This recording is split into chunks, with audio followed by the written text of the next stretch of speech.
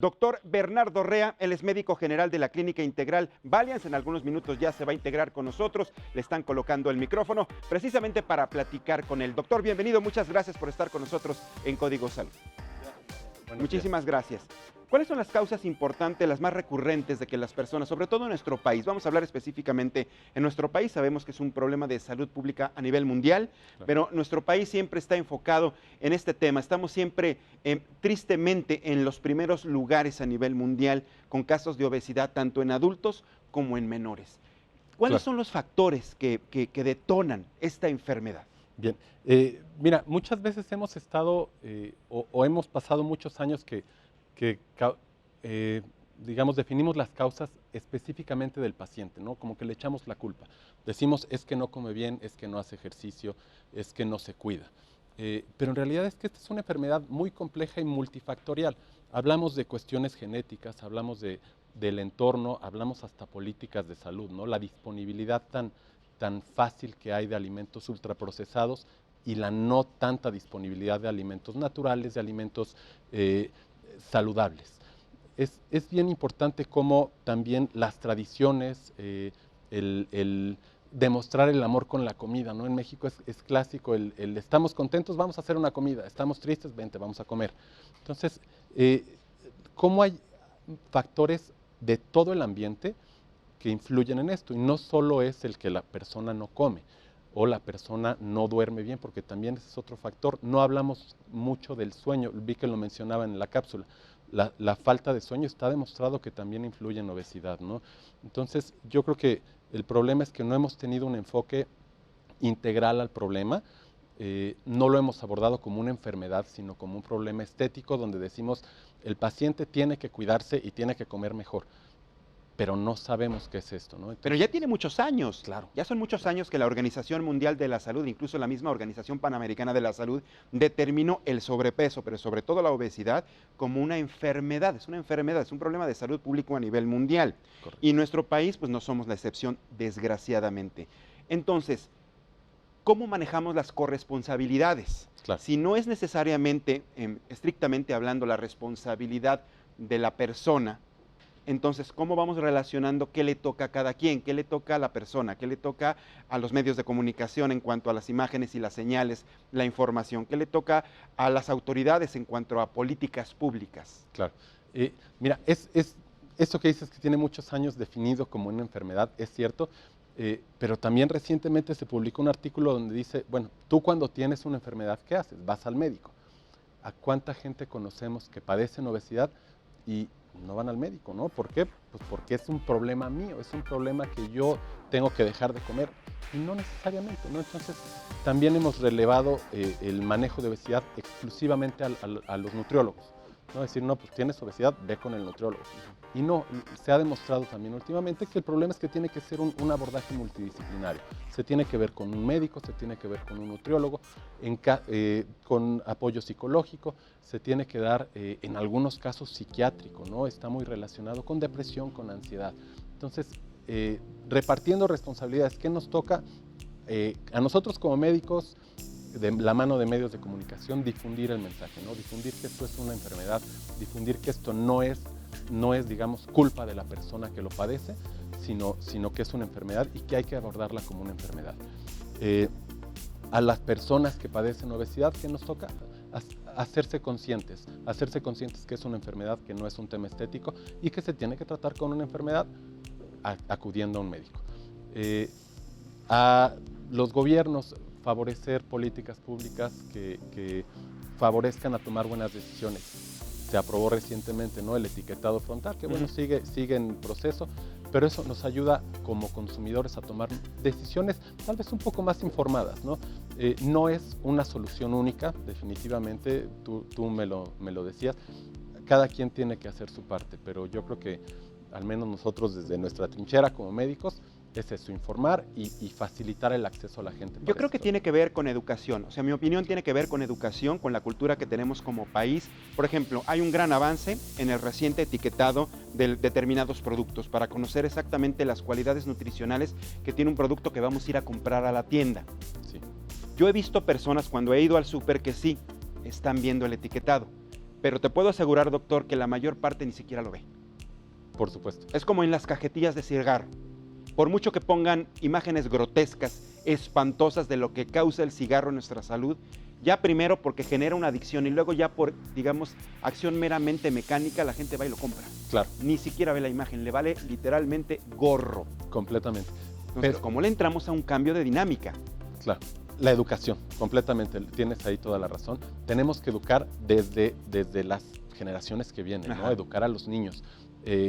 Educarlos igual a tomar mejores decisiones, ¿no? O sea, decir, prefiere una fruta a tomarte un jugo, ¿no? De la marca que sea, al final la fruta pues, tiene la fibra, tiene todo, el otro aunque sea puro jugo es más azúcar. ¿Y cuántas frutas necesitas para hacer un jugo? Exactamente. ¿No? Entonces, educarlos desde entonces, sin embargo, tampoco es la única solución. ¿Por qué? Porque educamos y tal vez lograremos en 1 o 2 generaciones hacer un cambio, pero tenemos un problema grave ahorita. Entonces tenemos también que difundir el mensaje que esto es una enfermedad, porque aunque lo decimos, aunque lo hemos escuchado en todos lados, no se aborda como tal y eso es lo importante, ¿no?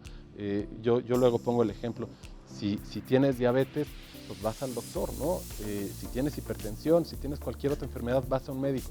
Porque los mismos médicos, cuando atendemos gente que padece obesidad, no le decimos necesitamos darte una consulta de seguimiento para tratar tu obesidad, ¿no? Entonces es un trabajo que tenemos que hacer médicos, pacientes, medios de comunicación, es un trabajo en conjunto. Y todo comienza en casa, ¿no? Por ejemplo, si como adultos en casa empezamos a poner el ejemplo, ¿no? Aquí nos han dicho en N cantidad de ocasiones que, por ejemplo, los niños terminan copiando lo que ven. Entonces, si un niño copia que el papá no hace ejercicio, todo el tiempo está sentado, le empieza a crecer la barriga, tiene, digamos, malos hábitos alimenticios, no hace ejercicio, toma puro refresco, lo copia. Exacto. Entonces, ahí es lo mismo. Queremos inculcar la educación, pero la educación empieza en casa. Entonces tenemos que educar primero a los adultos para que difundan este mensaje con sus hijos, ¿no? Y eso es bien importante, el ejemplo que nosotros le damos a nuestros pequeños. Por más que le digamos, siempre sea honesto, pero si nos volteamos y nos ven mentir siempre, no hay congruencia. No hay congruencia. No hay congruencia. Ahora, doctor, la gente que nos está viendo en estos momentos a través de las plataformas digitales, las diferentes señales de televisión en Código Salud, está muy atenta de las recomendaciones. Primero, ¿qué podemos hacer para evitar la obesidad? Si una persona necesariamente brinca a la obesidad, primero manifestando sobrepeso, ayúdanos a entender eso, si es un proceso, si primero tengo sobrepeso y después paso a ser una persona obesa, o una persona literalmente puede ser obesa sin pasar necesariamente con el sobrepeso. Esta sería la primera pregunta. Claro.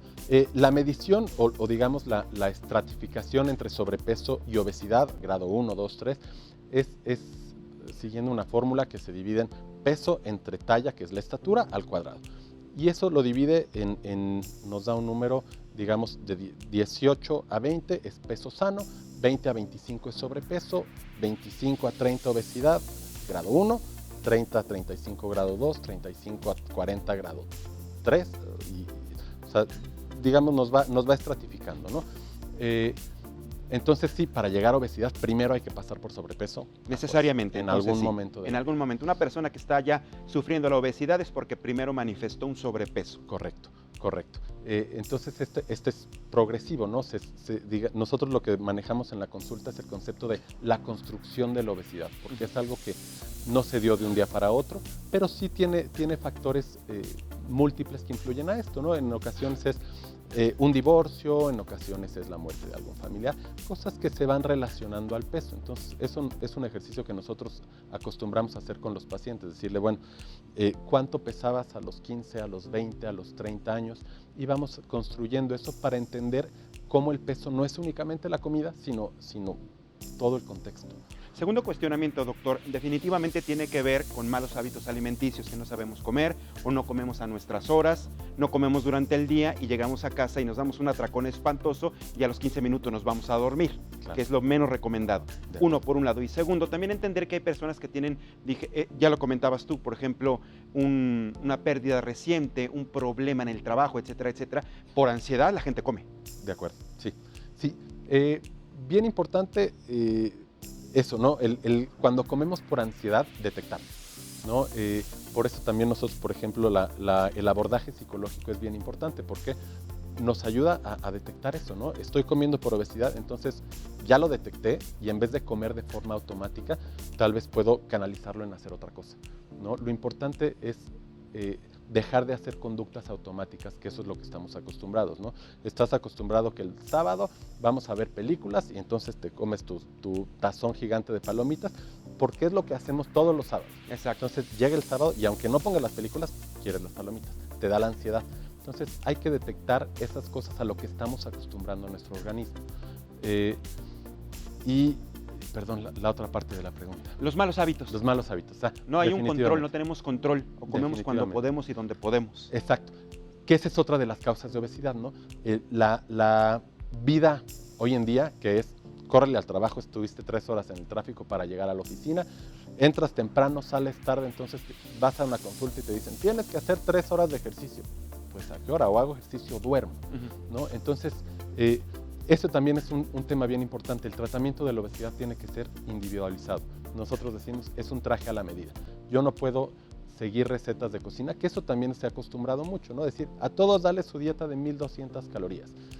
No, ¿por qué? Porque igual no le gusta, igual y no puede. Entonces, ahorita hay muchas opciones. Hay reemplazos de alimentos, hay rutinas de ejercicio que para alguien que no hace nada, con empezar haciendo 10 minutos al día antes de dormirte es suficiente, ¿no? Entonces, tenemos que personalizar el tratamiento. Tenemos muy malos hábitos y también los mismos productos que existen no nos ayudan a tomar buenas decisiones. Por ejemplo, encontramos productos light en todos lados y pensamos que por consumir light estamos haciendo las cosas bien, cuando light tal vez tiene menos azúcar pero tiene mucha grasa, o tiene poca grasa pero tiene mucha azúcar. Porque a veces no revisamos exactamente el etiquetado. Exactamente. No lo vemos, simplemente vemos la palabra light. Correcto. Y ya, con eso nos vamos. La siguiente y última pregunta, doctor, ya para finalizar esta plática interesante contigo. ¿Cuáles son las consecuencias de padecer obesidad? Ok. Las consecuencias, bueno, de por sí, digamos, la pura obesidad como tal es un estado hiperinflamatorio, ¿no? O sea, estamos inflamación a bajo grado todo el tiempo como si tuviéramos una infección, ¿no? Siempre estamos inflamados. Y esto a largo plazo nos puede dar muchísimas enfermedades, las más comunes, las más frecuentes, las que oímos todos los días: diabetes. La asociación entre obesidad y diabetes es enorme, hipertensión arterial, problemas de colesterol, triglicéridos, que al final representan mortalidad cardiovascular. Claro, enfermedades cardiovasculares, ¿verdad? Cardiovasculares. Muchísimos tipos de cáncer. Cada día de verdad reportan más tipos de cáncer que están asociados a obesidad. Problemas de ácido úrico, problemas ortopédicos, de articulaciones. Entonces, la verdad, la lista de enfermedades asociadas con obesidad es larguísima. Entonces yo creo que nos quedamos con la enseñanza de la prevención, lo que nos comentabas al principio, que hay que modificar una serie de actividades y actitudes que tenemos como seres humanos, y sobre todo reflejar congruencia, ¿no? Si tenemos una familia. Si vamos a decirle a nuestros hijos, hagan ejercicio, coman bien, pues uno también como adultos tenemos que hacer ese tipo de actividades. Por supuesto. Definitivamente. Doctor Bernardo Rea, médico general de la Clínica Integral Valiance. Muchísimas gracias, Bernardo, por haber estado con nosotros este día en Código.